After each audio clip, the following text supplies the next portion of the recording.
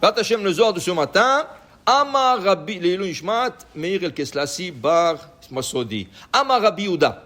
Le Malan Mar Milin Ma'aliata de Rosh Hashanah. Dit Rabbi Yehuda, Rabbi Shimon Bar Yochai, s'il vous plaît, Rabbi, dites-nous quelque chose sur Rosh Hashanah. Dites-nous un Dvar Torah sur Rosh Hashanah.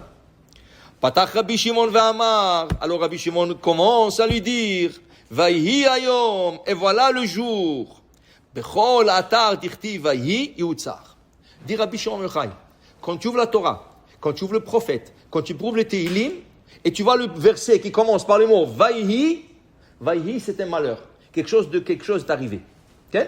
Par exemple, si on prend un exemple de la Torah, il va donner ici des exemples aussi. Si tu prends Parashat Shmini, Vayhi Bayom HaShemini, tout de suite après tu lis, les 2 enfants d'Aaron sont morts dans la paracha. Comprends? Vayhi Bima Achashverosh. Qu'est-ce qu'on lit? Haman il veut tuer tous les juifs. Chaque fois que tu vois ce mot Vayhi, ça ouvre un verset par ce mot, Tsa'ar. Il y a quelque chose de malheureux qui doit se passer dans le contexte de ce que tu es en train de lire. Alors il dit ici, il dit aussi, ce verset-là, Vayhi, Yoma di'it betzar, c'est la journée où il y a tsar, Vedai Rosh Hashanah. Rosh Hashanah it bedina kashia. Rosh Hashanah, c'est un jour de rigueur dure. C'est le jour où je juge le monde. Il y a une malconception chez les gens.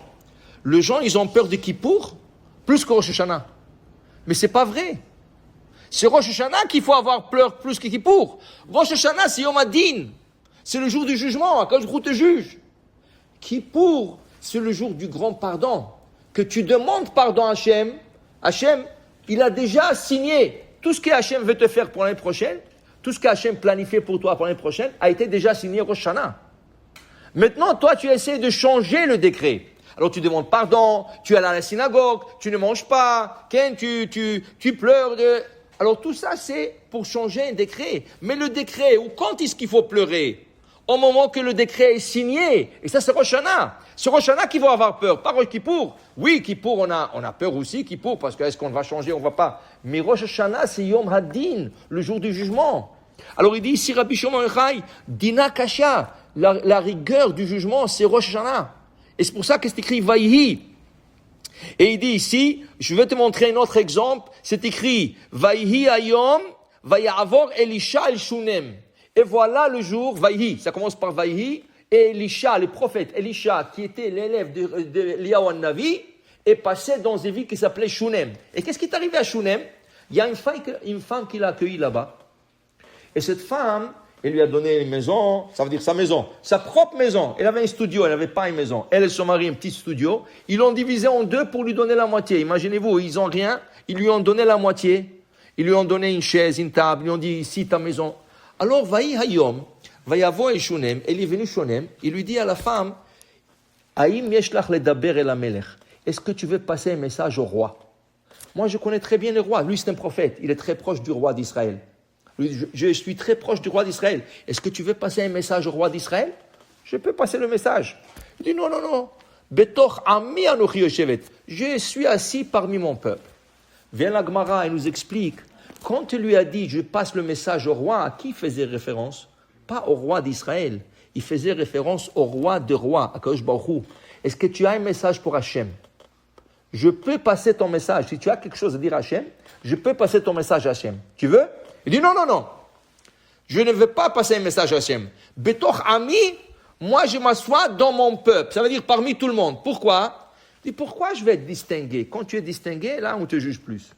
Quand tu es parmi tout le monde, tu fais partie d'un groupe. On ne juge pas le groupe. Okay? Betoch ami, je suis parmi mon peuple. J'ai aucun message à passer. Et quel jour c'était? C'était le jour de Rosh Hashanah. Et il lui a dit, est-ce que aujourd'hui c'est Rosh Hashanah, Vayhi, aujourd'hui c'est Rosh Hashanah, est-ce que je passe un message à Hachem? Tu as quelque chose pour la nouvelle année? Tu as quelque chose de nouveau à demander à Hachem? Il dit non, j'ai rien à demander. Alvaï qu'elle sort quitte dans son jugement. Tu comprends? Alors il te dit, Rabbi Shimon Bar Yochai, Yoma de Rosh Hashanah ava, vivchol atar Vayhi, hayom, quand tu vois les 2 mots, Vayhi, hayom, Sa'ar, et c'est Rosh Hashanah. Hayom, c'est... Pourquoi? Qu'est-ce qu'on dit dans la prière de Rosh Hashanah? היום הרת עולם, היום יביא במשפט כל יצורי עולם, אם כבנים, אם כעבדים, אם כבנים. Alors, היום הרת, היום. Tu vois le mot היום, c'est Rosh Hashanah. Et il dit ici, et bechol zimna trenu mininun. Et regarde, Rosh Hashanah, c'est une fête différente de toutes les autres fêtes. Pesach, c'est 7 jours. Mais en Israël, c'est rien qu'un jour, le premier jour, c'est rien qu'un jour. Sukkot, c'est un jour le premier jour. C'est Shavuot, c'est un jour. Chutz La'aretz, on fait Pesach 2 jours. Tu fais le Seder 2 fois.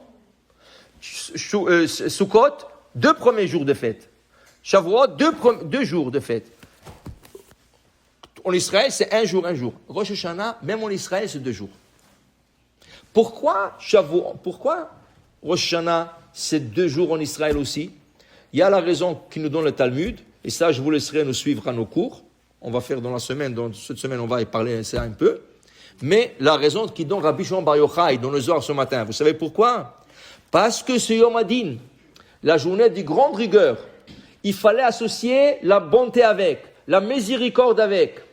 Alors, pour associer le din avec la rigueur, il fallait 2 jours. Pour atténuer un peu la rigueur. Alors, même en Israël, ils ont besoin de ça. Quoi, le monde entier a besoin d'Israël, non? Surtout, qu'est-ce qui se passe maintenant en Israël? Tout le balagan qui se passe a besoin d'être atténué. Alors, il dit ici, Rabbi Shimon Bar Yochai, on avait besoin de 2 jours. Pourquoi? Parce que sinon, Ishtakach Yechidai, si cette journée serait seule, une seule jour en Israël, Yachriv Alma, le monde serait détruit. Tellement c'est dur la rigueur de Rosh Hashanah, le monde serait détruit avec un jour. Parce que c'est la rigueur complète. Alors il faut l'atténuer, il faut l'associer avec le Hesed, avec la bonté, avec la miséricorde. Alors même en Israël, c'est 2 jours. Okay? Absolument 2 jours. Alors il dit ici, c'est pour ça que Rosh Hashanah, une personne doit comprendre qu'elle passe au jugement. Une personne doit comprendre, c'est une journée qui est pleine de jugement. Alors il faut se reprendre en avance. Il faut écouter le shofar parce que le shofar atténue. Le shofar, il enlève le dinim.